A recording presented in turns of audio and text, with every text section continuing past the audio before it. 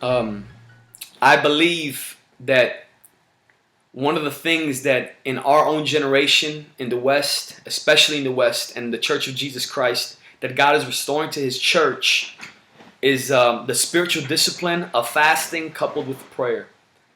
I want to say a couple of things about that because I believe it's so important and it carries so much power in the spirit realm.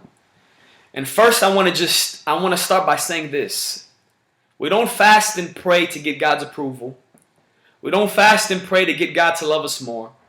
We don't fast and pray because we're trying to be more spiritual or because we're trying to compete with some other believer and think that we can get approved in some kind of way by producing some kind of a spiritual resume. But the truth of the matter is that we have innate appetites that we are born with.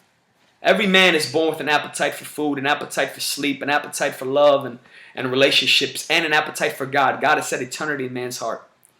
And the truth of the matter is that often what happens is that we stifle the appetite that is built in within the human heart, especially the born-again believer, by overly stimulating those other appetites, like our appetite for relationship, love, like our appetite for food, recreation, rest, and sleep. So I believe fasting, when coupled with prayer, it can act as a spiritual stimulant, like a spiritual narcotic. It sensitizes the spirit.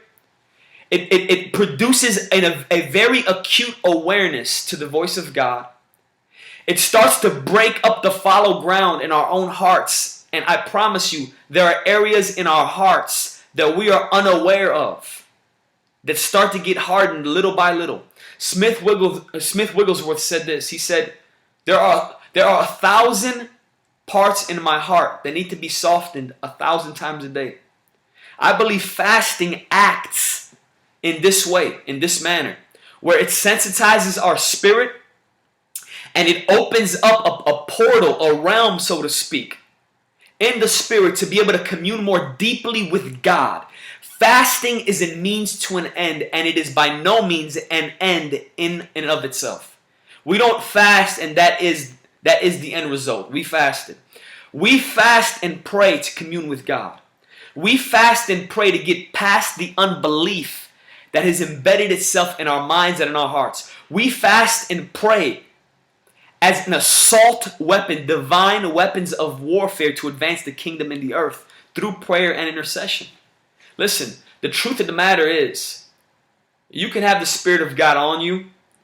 You can learn how to operate the word of knowledge. You can learn how to operate the gift of healing to a certain measure, to a certain degree. You can go out and witness and minister the gospel to your friends and to your family. And all of this is necessary and all of this is right. And God smiles on all of it. But the truth of the matter is, I do not personally believe from church history and seeing what's happening around the world right now that we will shake a nation by just learning spiritual techniques. We need an outpouring of God's Spirit. We need to displace powers and principalities. We need to bind the strong man, and it needs to start in our own hearts.